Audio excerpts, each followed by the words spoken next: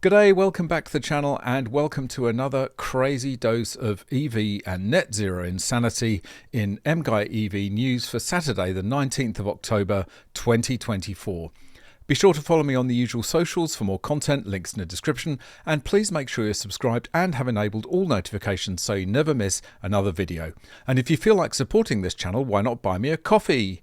Click the link in the description or scan the QR code on screen. So one of the really terrible things about the transition to EVs and electrification for all sorts of things is the amount of mining and minerals that's required to produce batteries, motors, stuff like that. And some of these elements can only be obtained from countries in Africa where child labour is extensively used, and they have these things called artisanal mining. Kind of makes it sound like an artisanal bakery. Well, it's not. It's where kids, very young kids, just basically climb down holes, scrape the ore out of the ground into bags in incredibly dangerous conditions, and then they're just sold at markets. And Amnesty International has done a report into the human rights abuses that's been caused by this crazy push for EVs. And there's a report here. All the links to these stories will be in the video description. Go and check them out for yourself. But here's a summary. Recharge for Rights, ranking the human rights due diligence reporting of leading electric vehicle makers. New human rights ranking of electric vehicle industry exposes laggards. Electric vehicle giants BYD, what a surprise, Mitsubishi and Hyundai have scored the worst in a new human rights ranking of the industry conducted by Amnesty International. The study reveals how the world's leading electric vehicle EV manufacturers are not adequately demonstrating how they address human rights risks in their mineral supply chains, potentially leaving communities exposed to exploitation, health risks and environmental harm caused by the rapid expansion of mines required for the metals used in batteries.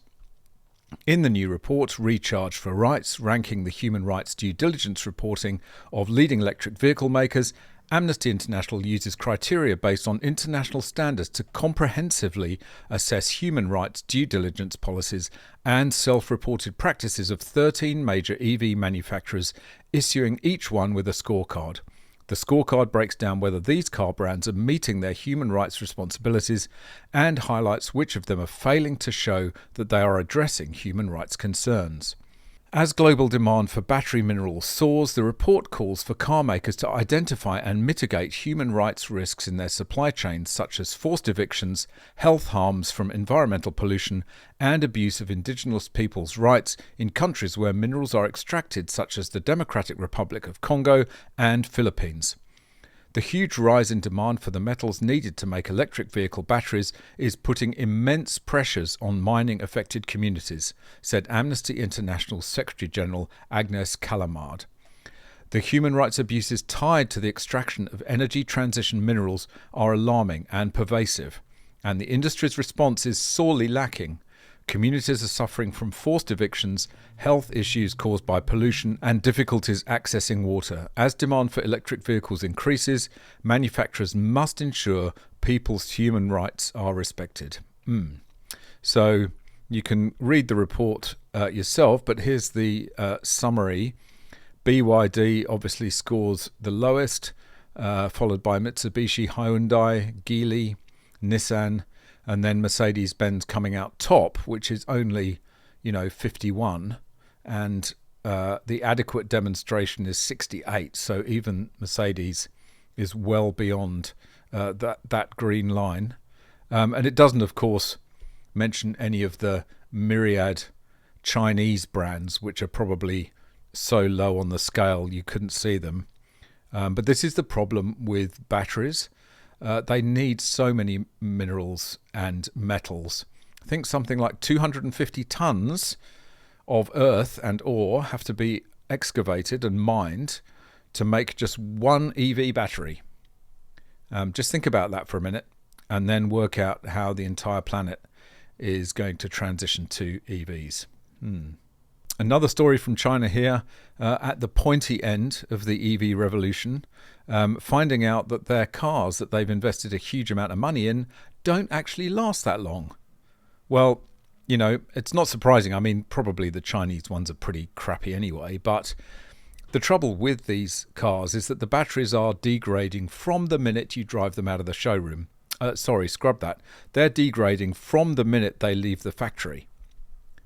And they're never going to have the longevity of an internal combustion engine car. And this is being borne out. This video, let's take a quick look at a clip of this. I have to talk about something that's really frustrating. My husband told me not to say anything, but I just can't hold it in anymore. We just came back from getting service on our Xpeng electric car, and today we got to see the reality of owning a new energy vehicle. We thought spending over 100,000 yuan on a car, it should last us at least 7 or 8 years. We didn't expect too much, but here we are, less than 4 years in. And when we took it in for maintenance today, they said the chassis was damaged, with a hole in it, and repairing it would cost over 60,000 yuan. Not even a month later, the navigation screen stopped working. Today, they told us the GPS is broken. I didn't touch it or drop it, and now fixing it will cost 10,000 yuan. Earlier, when my husband mentioned the car had issues, I tried to calm him down, but now I'm the one feeling anxious. He told me he's learned some inside info about new energy vehicles in the last month or two. These companies never intended for you to drive them for long. After just over 4 years, things start breaking down. Repairing it isn't worth the cost, but leaving it unfixed is frustrating. The goal is to get you to buy a new car every 4 or 5 years, boosting consumer spending. We thought we were buying a car for over 100,000 yuan, but it turns out we bought a phone. Oh, that's so perfect. We bought a phone. Yes, exactly. These electric cars, they're not designed to last. They are disposable items, which when you think about it is absolutely shocking, given that first story about how many minerals and how much mining is required to make a single battery for an EV. And yet here we are, they're turning them into disposable devices. It's absolutely scandalous. It just shows what the idea is. The car manufacturers, certainly the Chinese ones, think that they can sell you a new EV every 4 or 5 years because it's way better than having a properly built internal combustion car that will last 15, 20 years at least, if you maintain it properly. It's scandalous, scandalous. Carla loves school buses. Remember that famous clip of her talking so excitedly about school buses? Who doesn't love a yellow school bus, right? Can you raise your hand if you love a yellow school bus, right? Just, there's something about and most of us, many of us went to school on the yellow school bus, right? I'm going to have to stop it because I'll get a copyright strike from Fox if I play any more. But there, Carla loves her school buses.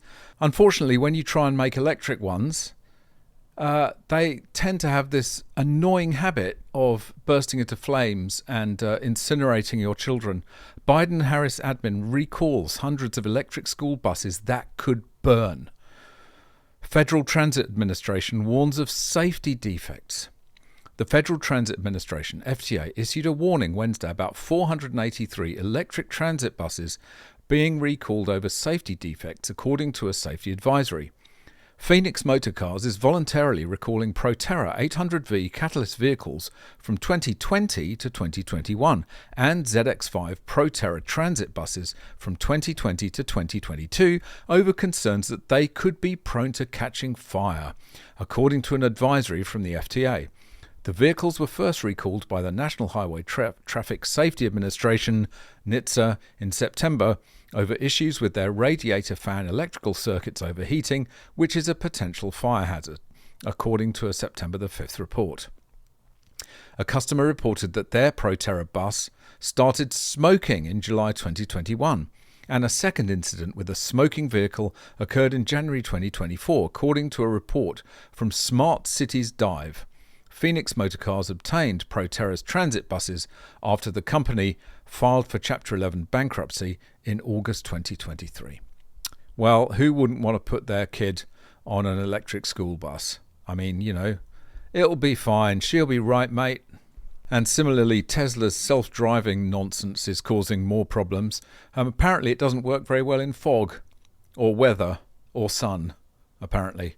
Tesla's self-driving cars investigated over safety in fog and bright sunlight. Well, in the UK, you never get any of those. Well, you don't get sunlight, but you get lots of fog, so I guess that's a problem.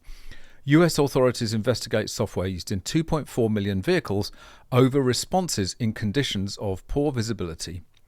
US authorities are investigating millions of Tesla vehicles after reports that the company's cars crashed in the fog or bright sunlight while they were in self-driving mode. The National Highway Traffic Safety Administration said it was examining whether the software used by 2.4 million Tesla cars failed to respond properly in conditions where there was poor visibility. The watchdog said it had identified 4 crashes where Tesla cars were driving using full self-driving FSD technology on roads with fog, sun glare or dust.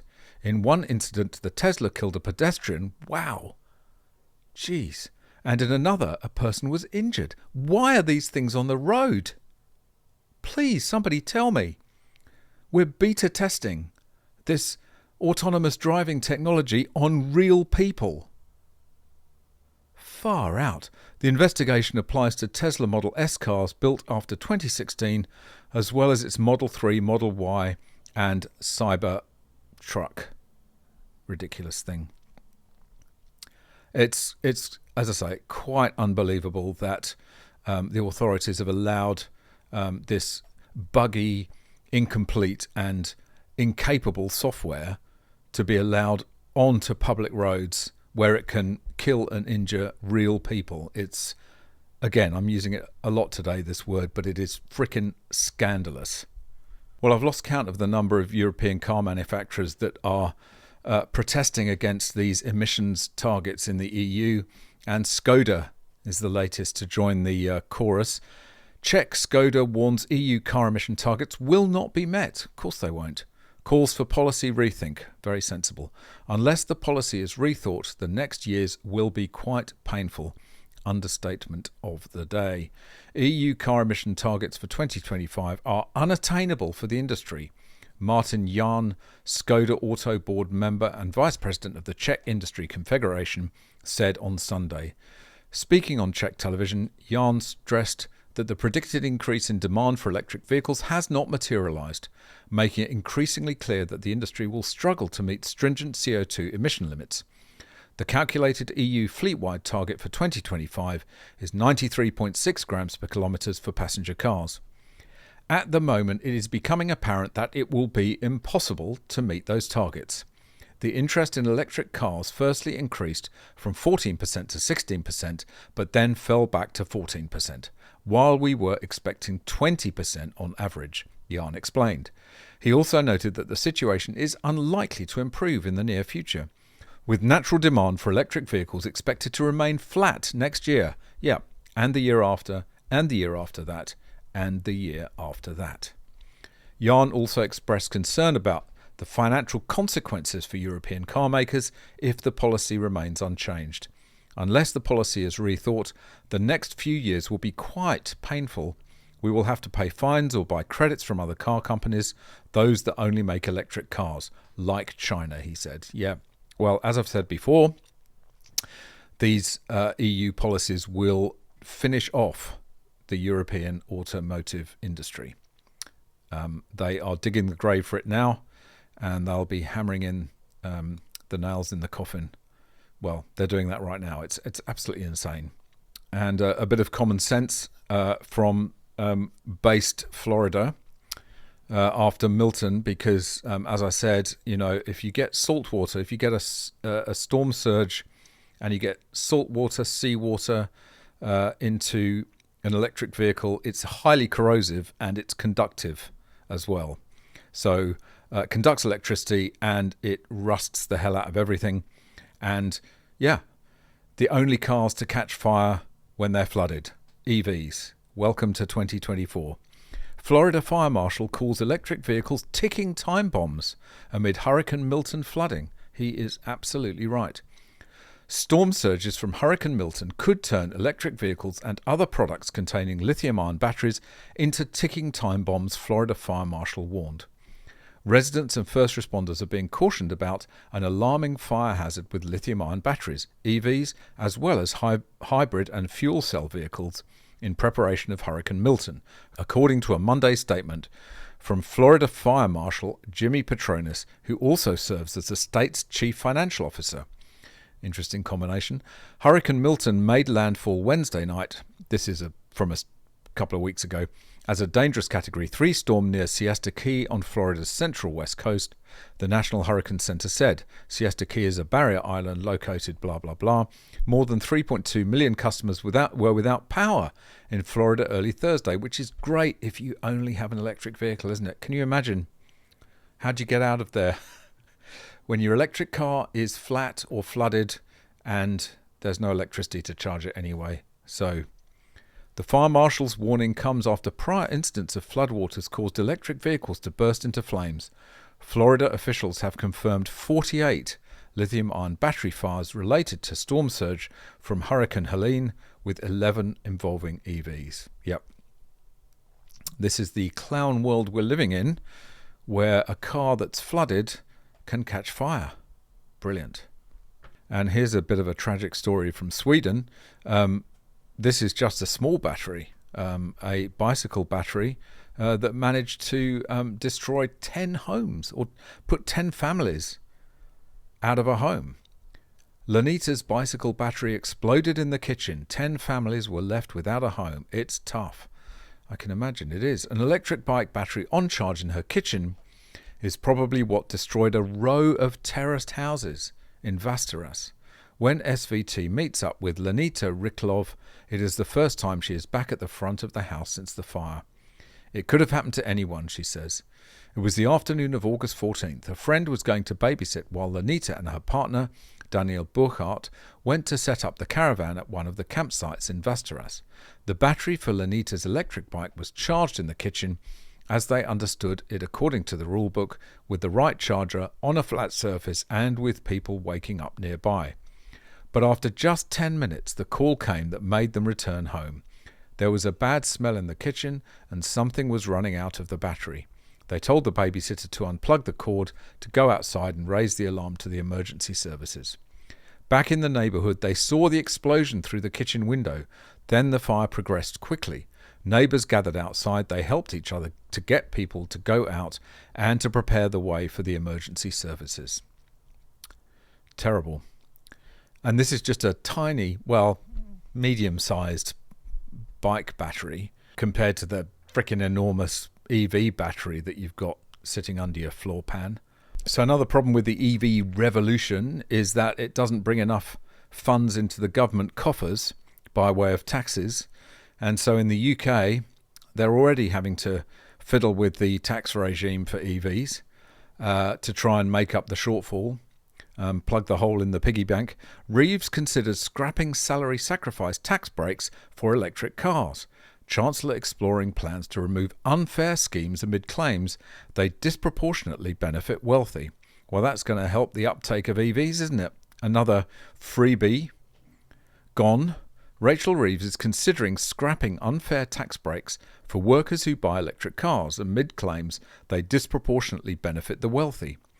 The Chancellor is understood to be looking at plans to either scrap or modify workplace salary sacrifice schemes that is used by tens of thousands of drivers every year to lease electric vehicles, EVs. The schemes, where monthly instalments are taken from employee pay packets before income tax and national insurance are deducted, are credited with propping up EV sales, exactly, at a time when demand for new cars has suffered a slowdown. You're only going to be seeing people buy EVs on leases because there is no freaking way that anyone with half a brain is going to use their hard-earned cash to buy an EV because the depreciation is catastrophic. This idea, if it ever got onto the statute books, would be terrible, and I'm sure there'll be people out on the streets protesting about this. Calls to raise tax on petrol and diesel cars in bid to reduce electric car costs. So that's the next front they're opening in the battle against internal combustion engine cars. They're going to price you out of the market. They're going to make it so expensive to own an ICE car that you're going to be forced to sell it and buy an EV. Shocking. Ministers have been urged to consider raising taxes on petrol and diesel cars so that they can reduce the premium associated with electric vehicle purchases. More skewing of the market, in other words, more fingers on the dials to try and, get the scales moving in their direction. A report by the Resolution Foundation recommended that this action is taken if concerns persist over the number of EVs being bought. The research also called for the government to scrap arbitrary EV tax breaks, as the scheme's unfairness means they generally favour drivers on higher incomes. That was the same story as before. But what we can see with this story is where the next battle lines are going to be opened, and it's going to be pricing regular cars, maybe pricing petrol and diesel themselves, the fuels, out of reach of many people, so that they will be forced, against their very strong inclinations, to buy one of these hideous EVs. The stupidity just gets worse day by day, month by month, year by year. Just have a look at this picture. Here we have an electric coach or bus. This is in Perth, I believe, in Western Australia. I'll see if I can find out some more about this, but this is on Facebook, link in the description. Here we have an electric bus being charged by a diesel generator, which is being towed by a diesel ute. And apparently, according to the description, it can then go all of 400 kilometres. Brilliant. On a good day with a following wind downhill. Oh, God. All right, that's it for this one. Thanks very much for watching. Really hope you enjoyed it. See you in the next one. Bye for now.